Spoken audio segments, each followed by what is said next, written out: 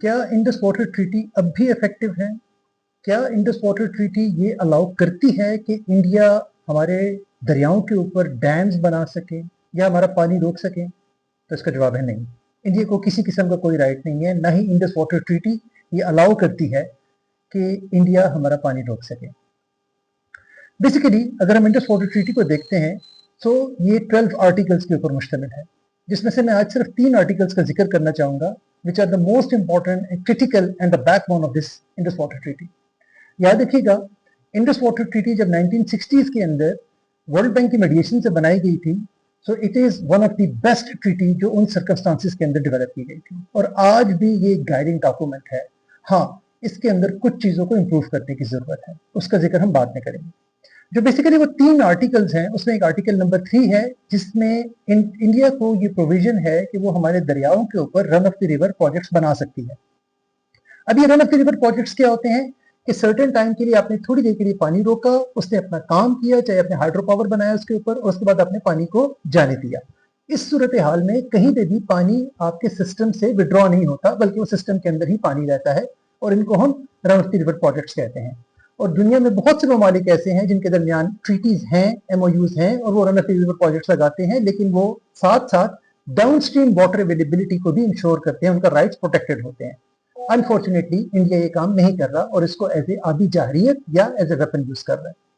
दूसरा important article इसके अंदर आर्टिकल नंबर 8 है, जिसके मुताबिक दोनों party, India and Pakistan, they are bound to share their data sets with both the countries. India Pakistan के साथ डाटा शेयर करेगा और पाकिस्तान इंडिया के साथ डाटा शेयर करेगा। अनफॉर्चुनेटली मई 2022 के बाद इंडिया ने पाकिस्तान के साथ डाटा शेयरिंग मैकेनिज्म स्टॉप कर दिया है। ऑल्दो हमारी तरफ से जो इंडस वाटर कमिश्नर है, उन्होंने 4 मरतबा खत लिखकर इस बात की याद दहानी करवाई है, लेकिन इंडिया अपनी शरारतों से बाज नहीं आ रहा। तीसरा important article which is article 9 है। इसके मुताबिक ये है कि दोनों पार्टीज में अगर कोई डिस्प्यूट होता है तो उसको रिजॉल्व कैसे किया जाए। जैसे करंट ये डिस्प्यूट है कि जिसमें इंडिया ने यूनिलैटरली इस ट्रीटी को मानने से इनकार कर दिया है।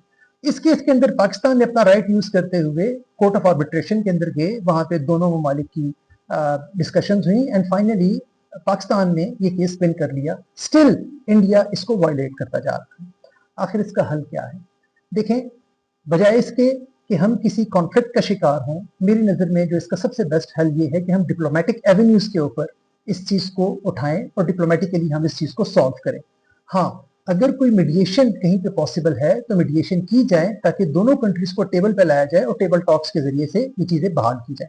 तो सबसे इंपॉर्टेंट चीज़ इसके अंदर ये है, कुछ माहिरीन का ख्याल है कि इसके अंदर मेजर रिविजन्स की ज़रूरत है। मेरा ख्याल है कि इतनी मेजर रिविजन्स की ज़रूरत नहीं है इसके अंदर। सिर्फ जिस टाइम पे ये ट्रीटी बनाई गई थी 1960s के अंदर, उस टाइम पे पॉपुलेशन बोथ कंट्रीज के अंदर एक सर्टेन नंबर था, क्लाइमेट चेंज पे इतना मेजर डिजास्टर नहीं था, एग्रीकल्चर प्रोडक्टिविटी को इतनी मेजर वो नहीं थी। हाँ, वक्त के साथ साथ जब क्लाइमेट चेंज के असरात नुमाया होते जा रहे हैं, पॉपुलेशन बढ़ती जा रही है, वाटर एलोकेशन मैकेनिज्म्स को मजीद बेहतर करने की जरूरत है। उस टाइम पे इतने फ्लड्स एंड ड्राउट्स नहीं थे जितना कि अब क्लाइमेट चेंज की तनाजुर में हमारे पास सामने ज्यादा से ज्यादा आ रहे हैं। पॉपुलेशन प्रेशर है, हीट वेव्स हैं, क्लाइमेट चेंज है, इन तमाम चीज़ों को मद्देनजर रखते हुए थोड़ी सी हल्की सी ट्विकिंग की ज़रूरत है, but still I can say it is one of the best lesson learn for the rest of the country कि कैसे आप जॉइंटली वाटर को मैनेज कर सकते हैं।